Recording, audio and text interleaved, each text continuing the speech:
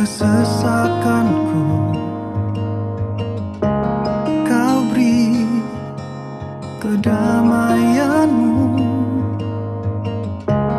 dalam keraguan, ku temukan wajahmu.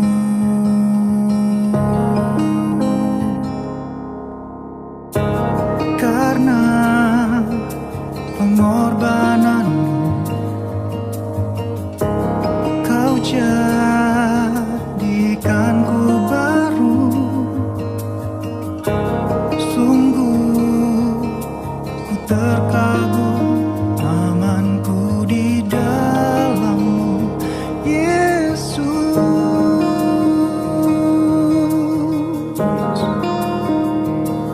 Kau membuatku sesuai rencanamu. Kau memegang setiap musim hidupku. Ku serahkan semua kekhawatiranku. Ku milikmu.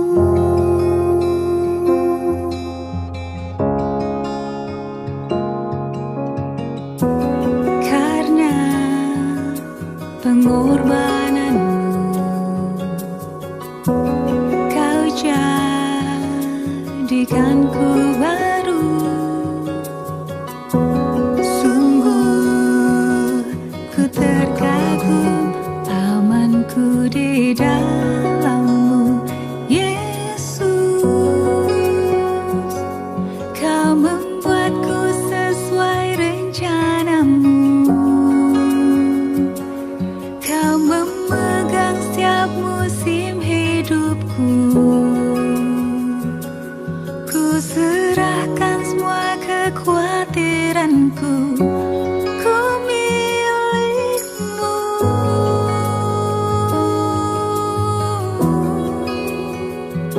Semua kekuranganku kau pun tahu.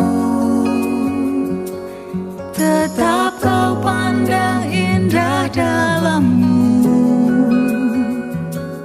Ku angkat tanganku dan berseru, ku milikmu.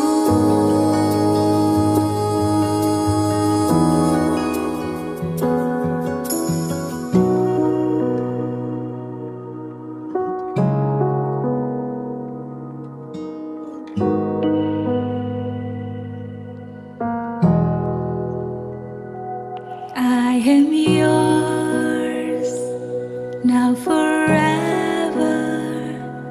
In your grace I surrender. You are mine, now forever. I'm alive in your wonder. I am yours, now forever. In your grace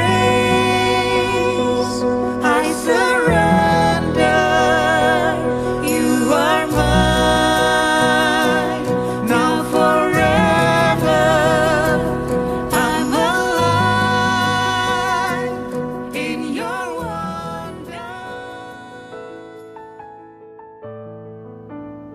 Shalom Day United. Kembali lagi di online service kita pada minggu keempat di bulan Agustus. Dan gak kerasa banget kita sudah di bulan Agustus pada tahun ini. Dan sebelum saya memulai ibadah kita pada hari ini, izinkan saya untuk membacakan ayat mingguan kita dari Roma 8 ayat 26 yang berbunyi demikian. Demikian juga Roh membantu kita dalam kelemahan kita, sebab kita tidak tahu bagaimana sebenarnya harus berdoa, tetapi Roh sendiri berdoa untuk kita kepada Allah dengan keluhan-keluhan yang tidak terucapkan. Nah, demikian ayat mingguan kita pada minggu ini. Dan sebelum kita mulai ibadah, mari teman-teman saya ajak semuanya untuk berdoa bersama dengan saya. Teman-teman, mari kita berdoa. Terima kasih ya Tuhan atas penyertaan dan kebaikan yang telah Kau berikan pada hari ini. Kau teramat baik dan selalu amat baik ya Tuhan. Kau selalu menyertai kami, selalu memberkati kami, selalu ada saja kebaikan yang Kau hadirkan dalam hidup kami. Dan biarlah Tuhan kami tetap percaya dalam masa-masa sulit seperti ini ya Tuhan, untuk tetap berharap kepadamu ya Tuhan, tetap bersandar kepadamu ya Tuhan. Terima kasih ya Tuhan, kiranya kasih karunia yang Kau berikan kepada kami ini yang menguatkan kami di masa-masa sekarang ini ya Tuhan. Tuhan, sekarang kami ingin menyembah dan memuji memuliakan nama-Mu. Biarlah kiranya penyembahan kami ini berkenan kepadamu ya Tuhan. Dan berkati juga semua jemaat The Ignited ya Tuhan. Biarlah kiranya kami semua sehat-sehat dalam kondisi yang baik, dan kami bisa menjalani hari-hari kami juga dengan baik. Terima kasih ya Tuhan. Dalam nama Tuhan Yesus kami berdoa dan mengucap syukur. Haleluya. Amin.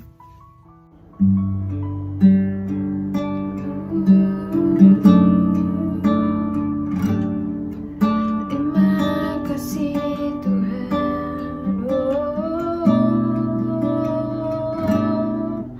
Puji nama-Mu Tuhan. Puji nama-Mu Tuhan.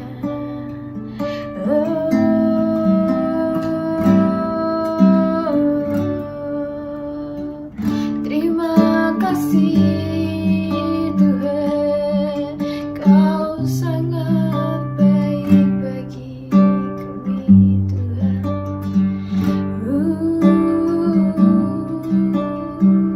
Terima kasih Tuhan. Terima kasih Tuhan atas semua penyertaan-Mu.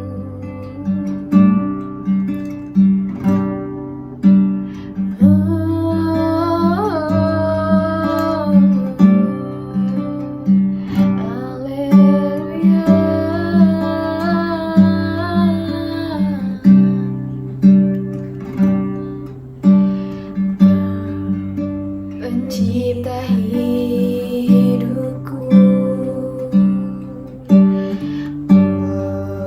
memelihara jiwaku,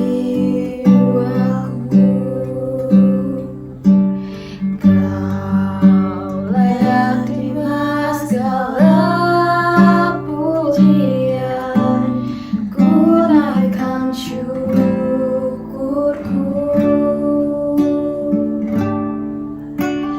Kau pemilik hidupku, dalam kasih setiamu Yesusku, Kau layak terima segala pujian, ku naikkan sembahku.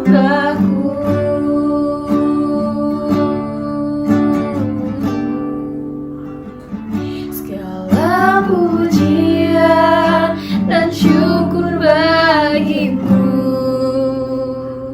Allah yang mulia, kuduslah nama-Mu. Kaulah yang awal, yang akhir dari segalanya. Yesus, Kau wujud bagiku.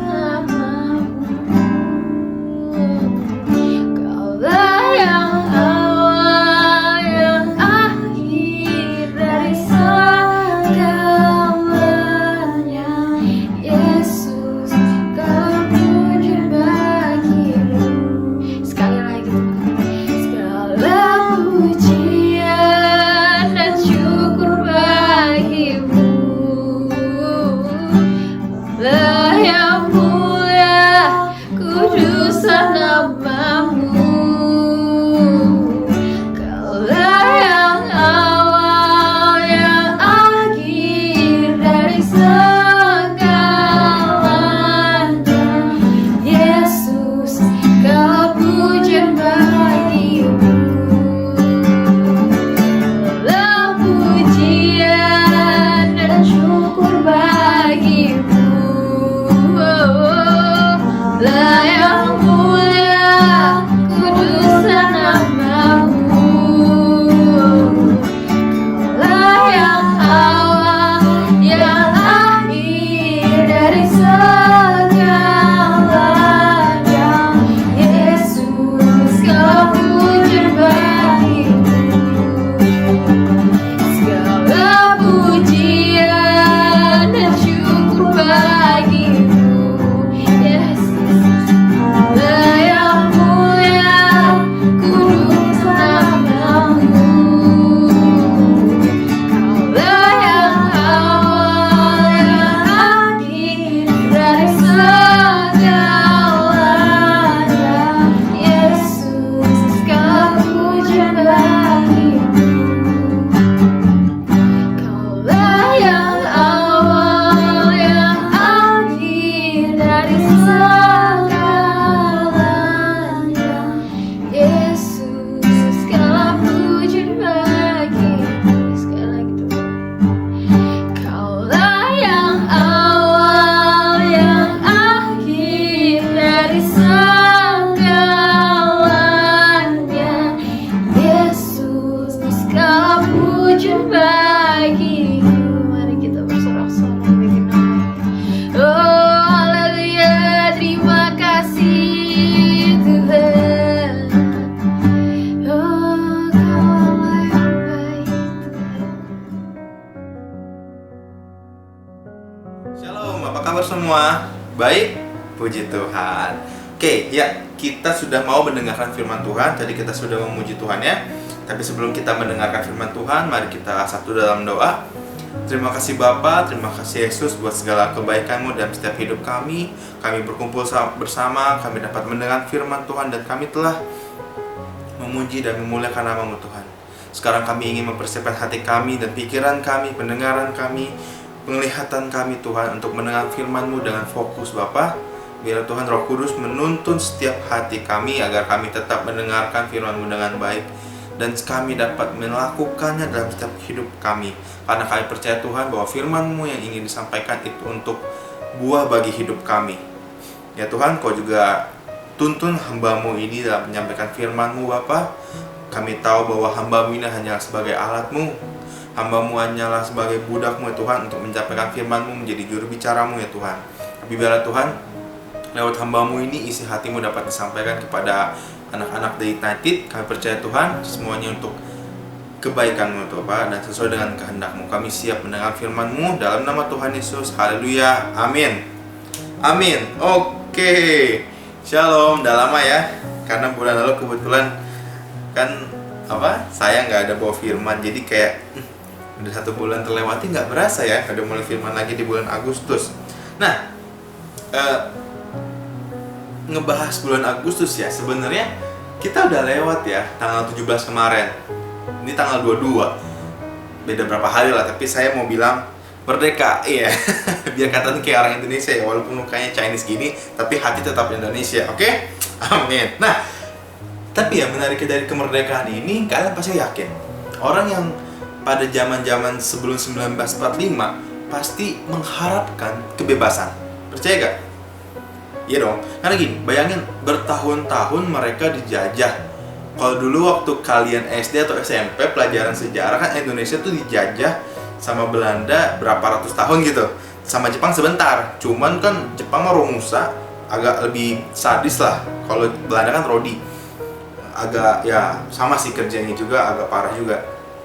Cuma lebih lama Belanda. Nah, bayangkan bertahun ratusan tahun dia dijajah, masa ia nggak mengharapkan kemerdekaan? Pasti mereka mengharapkan, dan pada akhirnya saat mereka mengharapkan kemerdekaan, dia berjuang, bangsa Indonesia berjuang, dan akhirnya mendapatkan apa? Kemerdekaan tepatnya di 17 Agustus tahun 45. Nah, sebagai ini sih membahas hal yang sama, tapi bukan kemerdekaannya, tapi membahas tentang harapan. Orang Indonesia ingin merdeka atas dasar harapan dia ingin bebas dari penjajahan. Orang yang berdosa mengharapkan keselamatan agar dia bisa diselamatkan oleh Tuhan, sehingga kita bisa masuk ke dalam kerajaan sorga. Nah, dari minggu-minggu kemarin mungkin udah banyak dibahas tentang Roh Kudus. Tapi pada minggu ini, tepatnya pada tanggal 22, saya akan membawakan mengenai Hope in Holy Spirit. Nah, judul ini menarik ya untuk diberikan, Hope in Holy Spirit. Hope itu adalah harapan, pengharapan. Ini lebih kata hope-nya sih, jadi pengharapan ya, harapan gitu. In Holy Spirit, jadi harapan dalam Roh Kudus. Nah, untuk fakta singkat, ada yang sadar gak sih? Hope sama wish itu memiliki arti yang sama dalam bahasa Indonesia. Hope itu artinya harapan, wish pun harapan. Namun bedanya apa sih? Ada yang pernah mempertanyakan ini gak? Bedanya hope sama wish. Nah, hope itu lebih kayak gini. Jadi sesuatu yang sudah yakin atau memang pasti akan terjadi. Contoh gini, kalian besok ujian. Malam ini kalian belajar mati-matian. Wah, harus hafal semuanya. Tas. Nah, lalu kalian ulangan nih besoknya. Kalian ulangan, ujian, kalian ngerjain. Selesai ulangan kan? Terus kalian bilang, saya harap nanti dapat nilai yang terbaik. Nah, itulah hope. Nah, kalau wish itu apa sih? Kalau wish itu gini, sesuatu yang sangat kecil akan terjadi. Atau bisa jadi nggak mungkin terjadi. Bahkan nggak masuk akal atau cuman kayak menghayal aja. Kayak gini, kalian nggak belajar malamnya. Malam, misalnya gini, ujian besok. Kalian malamnya nggak belajar, kalian malah jalan-jalan keluar, atau enggak kalian malah tidur cepet, nggak belajar sama sekali. Dan pada besok ujian, kalian nggak tahu jawabannya, cuman dalam nama Yesus, oh begitu, enggak. Terus pas selesai ujiannya, oh semoga nanti saya dapat nilai yang baik, dapat nilai yang bagus, saya harapkan. Nah, itu namanya wish. Sesuatu yang cuma menghayal, bayangkan dengan tanpa belajar dia bisa dapat nilai yang baik. Itu nggak mungkin. Maka dalam ulang tahun kan ada yang bilang, ayo make a wish, saya membuat harapan. Nah, harapan di sini kan kayak tergantung sifat yang nanti akan make a wish ya. Jadi maksudnya dia akan mengharapkan sesuatu yang pasti akan terjadi atau tidak. Nah, pasti akan terjadi atau tidak kayak ini sebenarnya ada pendapat orang bahwa ada harapan yang mungkin akan terjadi karena dia bisa dapat diprediksi. Contohnya kayak tadi, kalian belajar malamnya, terus besoknya kalian ujian dan kalian mengharapkan nilai baik. Itu harapannya pasti terjadi. Nah, itu bisa diprediksi. Jadi sama halnya. Jadi kalau misalnya kalian make a wish, kalian ulang tahun, kalian make a wish, kalian bilang, oh Tuhan, aku pengen punya rumah harga 1M. Walaupun pendapatan saya 1 bulannya cuma 1 juta Tuhan. Nah, itu namanya wish. Yang sesuatu kayak menghayal, nggak mungkin terjadi. Tapi kalau hope, dia bisa berdoa atau mengharapkan sesuatu yang pasti ada dan pasti ada dasarnya, jelas, nggak cuma hayalan tapi punya dasar. Jadi benar-benar harapan yang pasti ada. Nah, makanya menariknya di tema minggu ini yang diberikan Hope in Holy Spirit. Jadi harapan dalam Roh Kudus itu harapan yang jelas adanya. Contohnya apa? Keselamatan. Yesus sudah memberikan kita keselamatan dan kita mendapatkannya. Dan harapan kita sekarang adalah meninggalkan tubuh jasmani kita dan hidup bersama Yesus di kerajaan surga. Itulah harapan kita sekarang, hidup bersama Allah. Tapi apakah itu pasti atau tidak? Nah, disinilah peran Roh Kudus yang meyakinkan kita. Karena gini, kembali lagi kepada iman. Iman didasari oleh hati kalian percaya kepada Yesus. Bagaimana kalian akan yakin, kalian akan percaya, kalian akan mengharapkan bahwa kalian akan kemudian harinya akan diselamatkan tinggal bersama Yesus di kerajaan surga kalau kalian pun tidak memiliki iman. Dan iman itu sendiri sebenarnya didasari oleh Roh Kudus. Nah, sebenarnya ada banyak peran-peran Roh Kudus seperti penghibur, penolong. Maka dari itu kalau kalian kan udah bertahun-tahun dari kecil ikut ke gereja, ikut sekolah minggu, pasti saya yakin pasti tahu tentang peristiwa di mana Yesus terangkat ke surga dan Yesus memberikan Roh Kudus bagi setiap orang percaya dalam arti akan menjadi penolong dan hibur. Jadi di saat Roh Kudus diturunkan kepada setiap manusia, itu menjadi suatu harapan bagi orang percaya agar mereka tetap yakin bahwa keselamatan mereka sudah dapatkan. Seperti itu. Nah, itu membahas mengenai harapan dan Roh Kudus. Kita udah tahu ya, peran Roh Kudus seperti apa. Hope dalam arti ini tuh harapan yang pasti akan terjadi. Sudah ada faktanya sebelumnya. Jadi kayak sebelumnya itu udah ada kegiatan yang sudah akan bisa kita lihat prediksi bahwa oh ini akan terjadi. Kayak gitu. Jadi bukan suatu hal yang dalam tanda petik wish ya. Bukan hanya mengharap dengan khayalan, tapi hope yang memang pasti akan terjadi. Sudah ada peristiwa sebelumnya yang akan memberikan dampak bagi masa depan. Itulah hope. Paham sampai sini ya? Nah, sekarang kita akan membuka ayat yang telah diberikan untuk tema bulan ini atau judul bulan ini, yaitu di Roma 8 ayat 26. Cuman saya ingin membaca hari ini tidak satu perikop tapi satu paragraf. Jadi ayat 26 sampai 30. Mari kita bacakan sama-sama. Semua sudah buka Alkitab? Amin. Ayo semua buka Alkitab ya, karena saya pengen semua baca sama-sama dalam hati kalian, ataupun bersuara lebih baik boleh juga. Oke, kita baca sama-sama. Roma 8 ayatnya yang ke-26 sampai 30. Demikian juga Roh membantu kita dalam kelemahan kita. Sebab kita tidak tahu bagaimana sebenarnya harus berdoa, tetapi Roh sendiri berdoa untuk kita kepada Allah dengan keluhan-keluhan yang tidak terucapkan. Ayat 27, dan Allah yang menyelidiki hati nurani mengetahui maksud Roh itu, yaitu bahwa Ia sesuai dengan kehendak Allah berdoa untuk siap orang-orang kudus. Kita tahu sekarang bahwa Allah turut bekerja dalam segala hal.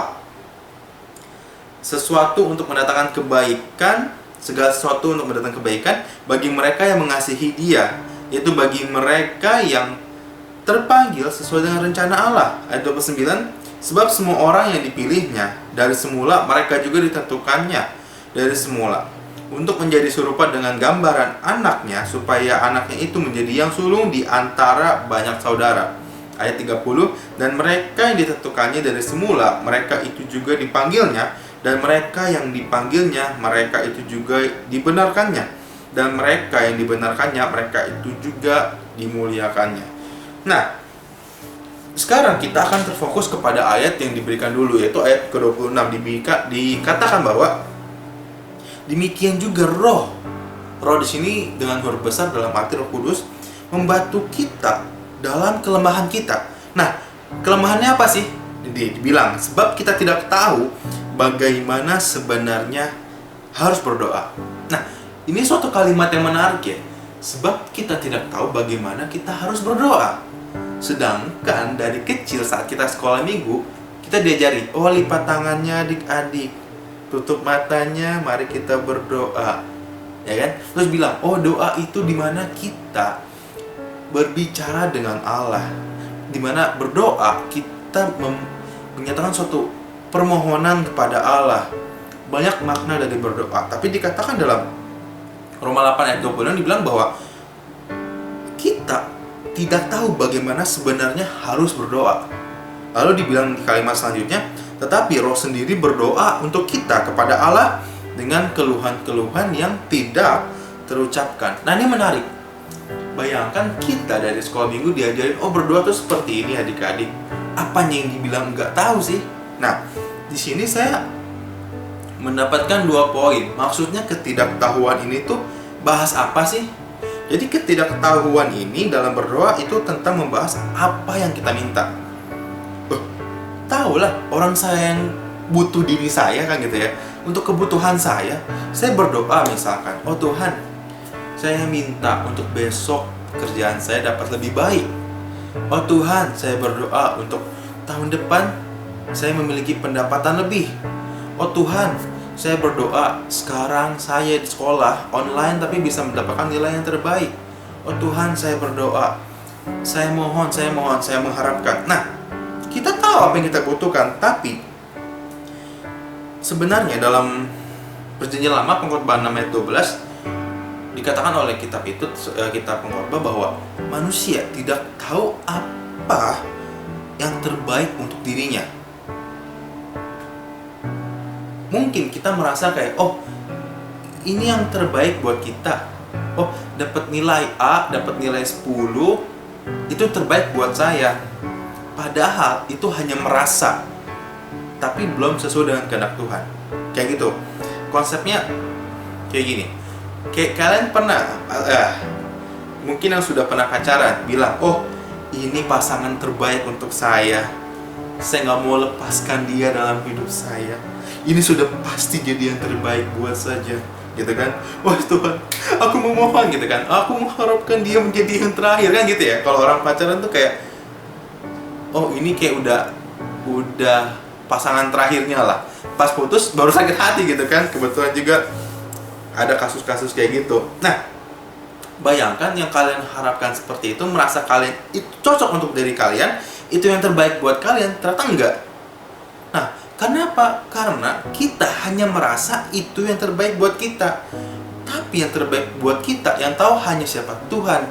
Karena Tuhan tahu dengan kehendaknya apa yang terbaik buat kita. Maka dari itu diperlukan peranan Roh Kudus sebagai penolong dan penghibur untuk hidup kita, untuk menyampaikan setiap keluhan-keluhan kita yang tidak dapat diucapkan. Kayak gitu. Jadi dalam berdoa, mungkin kita selalu, mungkin gini, saya pernah menemukan orang-orang tuh banyak kecewa gini, oh saya sudah berdoa berkali-kali, saya sudah berdoa puasa berkali-kali, mengharapkan supaya Tuhan menolong saya, tapi saya tidak ditolong, saya kecewa. Nah, banyak orang kasus kayak gitu, karena apa? Dia tidak memahami bahwa yang dia doakan belum tentu yang terbaik buat dia. Sebab apa yang ingin kita ucapkan dalam doa kita belum tentu yang terbaik buat kita. Dan kita pun nggak tahu, karena memang pada dasarnya kita tidak tahu bagaimana seharusnya berdoa. Ini dalam arti apa yang harus kita ucapkan kepada Tuhan. Maka dari itu Roh Kudus menyampaikan keluhan-keluhan kita. Nah, lalu yang kedua, maksudnya apa sih nggak tahu bagaimana seharusnya berdoa? Ini dalam bentuk tindakannya. Jadi caranya kita berdoa. Mungkin sekarang kita, oh cara berdoa lipat tangan, tutup mata, atau enggak, oh zaman sekarang udah modern lah, lipat tangan mah kayak sekolah minggu. Sekarang banyak orang cuma tinggal lipat tangan begini, terus tutup mata, yang penting fokus, kan gitu ya. Ada yang sambil main gitar, macam-macam. Tapi pada dasarnya di 2 Samuel 7 ayat 27 aja, nanti kalian baca 2 Samuel 7 ayat 27, Daud aja bilang bahwa dia harus memberanikan dirinya untuk berdoa kepada Tuhan. Bayangin, dia saat mau berdoa kepada Tuhan, dia harus memberanikan diri. Itu rasanya tuh kayak gini. Kalau misalkan di depan kalian ada harimau yang ganas, lagi lapar, dan di depan kalian tuh ada tujuan kalian lah, entah itu apa, pasti kan kalian pilihan cuma 2. Tunggu itu singa pergi, atau kalau kalian lagi buru-buru, kalian harus memberanikan diri untuk lari kenceng ya, supaya nggak dikejar harimaunya. Ini hanya perumpamaan, jadi jangan dianggap beneran. Oke. Nah, bayangan, kalian harus memberanikan diri untuk menghampiri tujuan itu. Nah, di sini Daud tuh seperti itu. Jadi dia sampai harus memberanikan dirinya dengan hidupnya dia yang manusia berdosa untuk bertemu dengan di hadapan Allah. Bayangkan. Jadi mengenai hal ini, kita tahu bahwa kita tuh sebenarnya terbatas. Kita tidak bisa mengucapkan apa yang sebenarnya terbaik buat kita. Keluhan-keluhan apa kita nggak tahu. Kita cuma merasakan ini yang terbaik, tapi belum tentu itu yang terbaik dari Allah untuk kita sebenarnya. Dan kita juga kita juga harusnya tahu dan sadar bahwa kita tuh sebenarnya nggak layak untuk berada di hadapannya Allah, untuk berdoa kepada Allah, bicara kepada Allah. Maka dari itu, kan karena penebusan itu kita dibuatkan kembali menjadi layak manusia baru untuk bisa menghadap kepada Allah. Tapi kita pun nggak tahu bagaimana caranya. Maka dari itulah ada Roh Kudus. Makanya di sini kita sadar ya, pengharapan dalam Roh Kudus di sini bukan dalam arti, oh, artinya kalau ada Roh Kudus memberikan pengharapan kepada kita mengharapkan apapun bisa terjadi dong. Kayak mengharapkan hari esok COVID habis, hilang, selesai semua, kembali seperti biasa. Oh, nggak gitu. Tapi justru pengharapan dalam Roh Kudus ini untuk selalu menguatkan iman kita agar tetap percaya kepada Yesus Kristus. Bayangkan, Kalau kalian tidak ada Roh Kudus, sudah berapa banyak orang Kristen yang kecewa di saat dia doanya tidak terjawab oleh Tuhan, di mana di saat orang tersayangnya harus dipanggil Tuhan. Kalau tanpa adanya Roh Kudus yang memberikan penghibur, penolong bagi mereka, sudah berapa banyak orang yang kecewa, gitu ya. Jadi kita tahu ya bahwa peranan Roh Kudus itu penting loh.